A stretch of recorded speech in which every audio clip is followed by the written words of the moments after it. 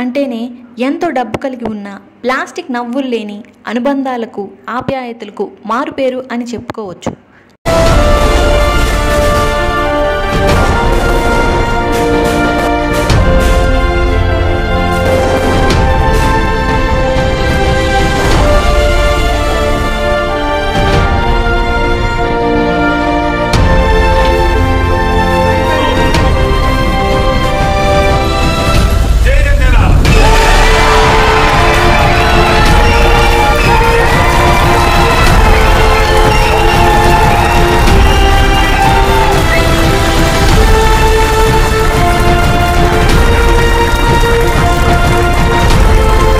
అయితే చిరు తమ్ముడు deputy CM Pawan Kalyan మంత్రిగా బాధ్యతలు స్వీకరించిన తరువాత తన వదిన బహుకరించిన పెన్నుతోనే ఫైలుపై మొదటి సంతకాన్ని చేశారు.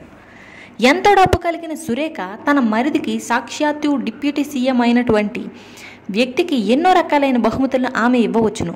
కానీ కేవలం ఒక్క పెన్ను బహుకరించడం చాలామందికి విచిత్రం అనిపించి ఉండవచ్చు. కానీ ఆ పెన్ను విలువ తెలిస్తే అవునా నిజమా అని కళ్ళు తేలేస్తారు.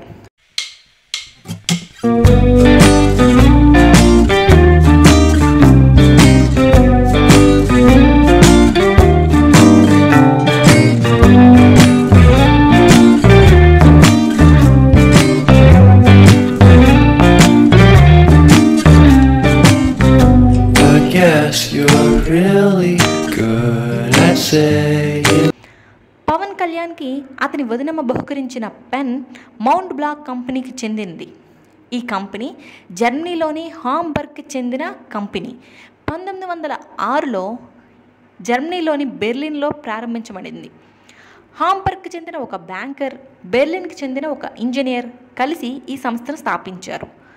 తరువాత 1908లో మరో ఇద్దరు కలిసి పెన్నుల వ్యాపారాన్ని ప్రారంభించారు. అప్పటికి అది సాధారణ పెన్నుల తయారీ కంపెనీ సింప్లీ జీ సియామస్గా పిలువబడేది. ఈ కంపెనీ పెన్నులు బాగా అమ్ముడుపోవడంతో 1977లో Alfred Dunhill limited company తీసుకొని కేవలం ఖరీదైన పెన్నులు మాత్రమే తయారు చేయసాగింది. 1903లో దక్షిణాఫ్రికాకు చెందిన ఎస్వి స్విస్ రిచ్ మౌంట్ గ్రూప్లో చేరింది. పెన్నులే కాక వాచ్లు, బెల్ట్లు, అలంకరణ వస్తువులు వంటి అత్యంత ఖరీదైన నాణ్యమైన వస్తువులను మార్కెట్ చేయడంలో స్విస్ రిచ్ మౌంట్ మొదటి స్థానంలో ఉండేది. మౌంట్ బ్లాక్ పెన్నులు ప్రపంచంలోనే అత్యుత్తమమైన పెన్నులు. వీటిని చేత్తో తయారు చేస్తారంట.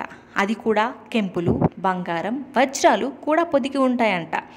అమెరికా ప్రెసిడెంట్తో సహా చాలామంది ప్రెసిడెంట్లు వాడే పెన్ ఇది. ఈ పెన్ ధర మన కరెన్సీలో మినిమం 4,000 రూపాయలు ఉంటే మ్యాక్సిమం అక్షరాల 10 లక్షలు.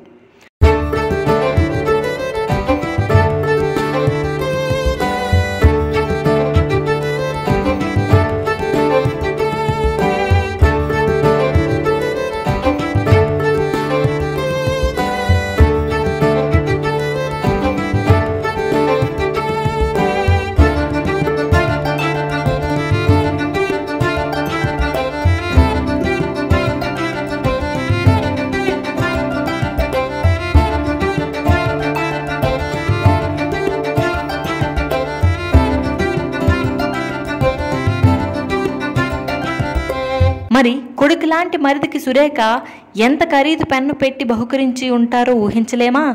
సో చిరు దంపతులు ఉప ముఖ్యమంత్రి అయిన తమ పెద్ద కొడుక్కి మామూలు గిఫ్ట్ ఇవ్వలేదన్నమాట. అది విన్నాక పెన్నే కదా అని తీసిపారేయలేంగా. ఏమంటారు, అంతేనా?